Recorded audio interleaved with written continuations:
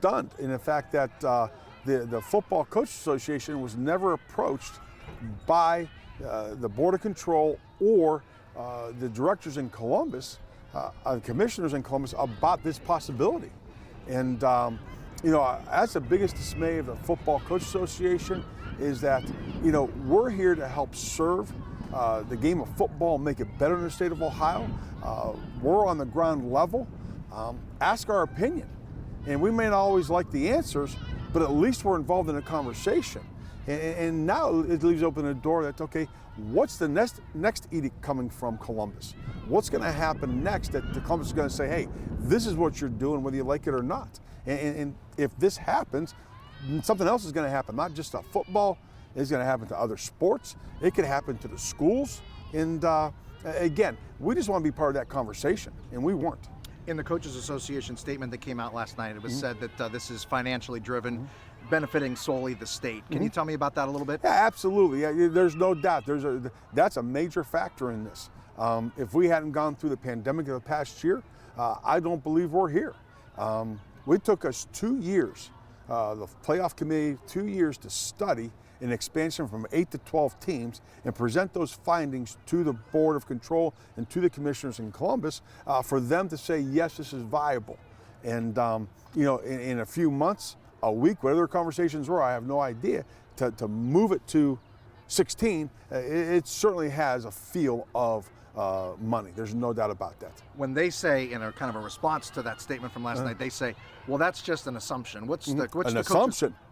What, we're not going to have fans next year? They made a prediction last year they were going to lose $1.3 million in a pandemic year. They made money, and we have limited fans. I got to believe most people in Ohio will believe we're going to have more fans this year. Okay, in the stands. It means more gate money. You have more people at the playoff games. You know, it's certainly money driven. There's no doubt about that. The impact on potentially other sports. You know, football now will drag into you know, where it is into the month of December. Right. But this could potentially, by increasing this and having teams playing, it could impact health. It's no good. I agree with that, Chad. Everything you're saying.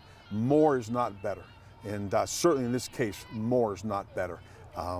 I can't say it's strong enough that, you know, we've been preached to for 10 years, and rightfully so, about making this game safer for the student athletes. And our Coaches Association, the coaches in Ohio, have done a great job of taking classes, of getting rid of doubles, of cutting back on contact in practice to make it safer for the game.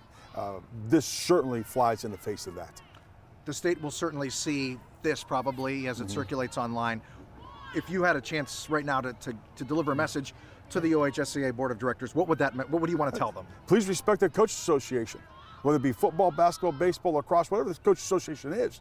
Respect the Coaches Association enough to have a sit-down conversation about what you're thinking, so we could come to a conclusion of what's best for the state of Ohio in football. What can be done from here? They've made this announcement. At this point, they're planning on moving forward. What do you want? I would hope that they would reconsider, that the more people, okay, approach them, email them, fax them, call them, that they would understand the ramifications of what they have put out there. I'm not too sure they have thought through the whole process. You know, what happens if a team opts out of the playoffs? Hey, 1 through 12 is not opting out, okay? But 13 through 16, you're 3-7, 2-8. You want to get into the new sport, to the next sport, you may be opting out. So now if you opt out, is there a penalty? I don't think that's been thought through. If you opt out and the game's canceled, how about the officials that were assigned to officiate that playoff game? Are they getting paid? There's so many things here that I don't think they thought through with the process. There's going to be a lot of questions here in the next months, and I would hope that they would say, okay, let's just take a big step backwards, and maybe this isn't the time to go to 16. Let's try 12 for a couple years and then see what happens. You have a lot of contacts in coaching through the state of Ohio and all that kind of thing.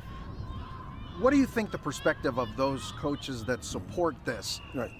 Why would they support this? Why would they say this is a good idea? I think they see that it's an opportunity for kids to play another game. Tremendous. They want to be around their kids. Hey, we want to be around our kids too. But at the high school level, I do believe it's best that kids play multiple sports, that they move on and you get to see them in a different light during the wintertime and the springtime, that football should not be a 12-month business in high school football.